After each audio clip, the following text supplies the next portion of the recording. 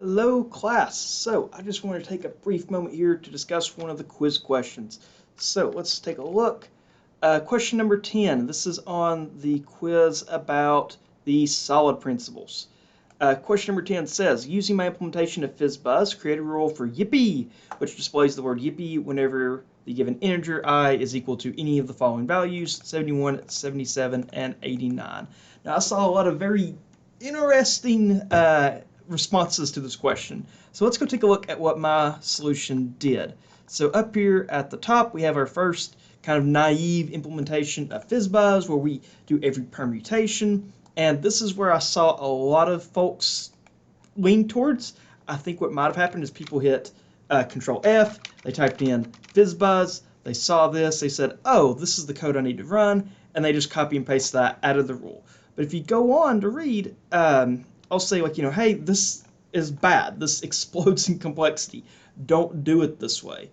Here's a slightly better way where we break it down into multiple choices. So that gets us something a little bit easier with linear growth.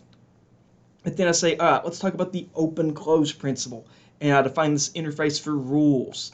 And I start building out individual rules. And I see, okay, we've got one for Fizz, and we've got one for Buzz, and we've got one for Baz, and all these other things. And I build these up one at a time so that whenever it comes time to run my code, I'm not running if statements anymore. I'm looping over my rules. And as I loop over my rules, I check to see if I have a match. If I have the match, I add it to my result. I go through. If after all of my rules go through, I still haven't found the result I'm looking for, that's what the string.empty is, then I just say, okay, it's time to print out I.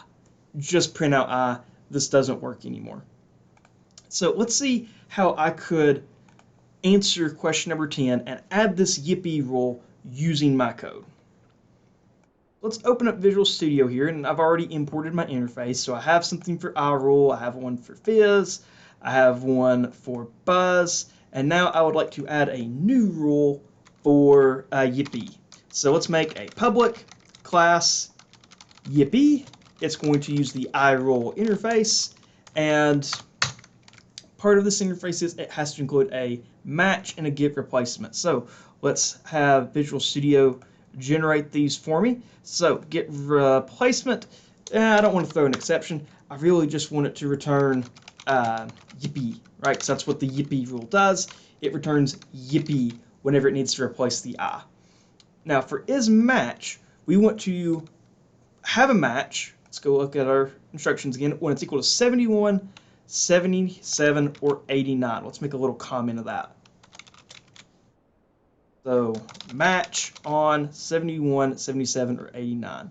So I can now just return my Boolean statement, and I'll know this will return true whenever I is equal to 71, or I is equal to 77, or I is equal to 89.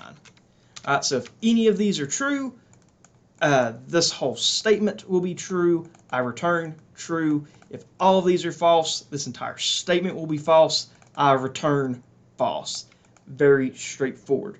But now that I've created this rule, and that was the assignment, was just create this class. That's what I really wanted out of the instructions, and a lot of you did manage to pick up on that. But I didn't really ask you to take that next step, that really shows how you would use this. So here I have my class Fizz Buzz, and I have my protected list of rules, and as I make a new Fizz Buzz, I add these new rules and I run through it, and this is all great. I love this. But now, if I wanted to add my new rule for Yippee, look what I had to do. I had to open up this class. I had to modify it. That's exactly the sort of thing I don't want an open-close principle. So let's see if we can change this. Let's make a new class. We'll call this Fizz Buzz Yippee, and this is going to inherit from Fizz Buzz, right? Fizz Buzz Yippee is a type of Fizz Buzz problem. So we'll open this up, we'll crack open our constructor, and I now have access to my rules. Because rules appear as defined in the class Fizz Buzz is protected, that means it's not public, not everybody can access it, but any class that inherits from Fizz Buzz will have access. So down here in Fizz Buzz Yippee, I have access to the rules. And the rules I want to add are the rules for Fizz. So let's make a new instance of the Fizz rule. Let's make a new instance of the Buzz rule. And don't forget my parentheses. And let's make one for our brand new rule called Yippee. So now, anytime I try to create Fizz Buzz Yippee, it'll automatically be created with all of these rules. If I'm in my program, I can say var Fizz Buzz Yippee FBY is equal to a new Fizz Buzz Yippee, and I can say FBY Fizz Buzz Yippee to run, and it'll execute exactly the way I want. Nothing to it. And I get Fizz Buzz Yippee. Exactly how I want.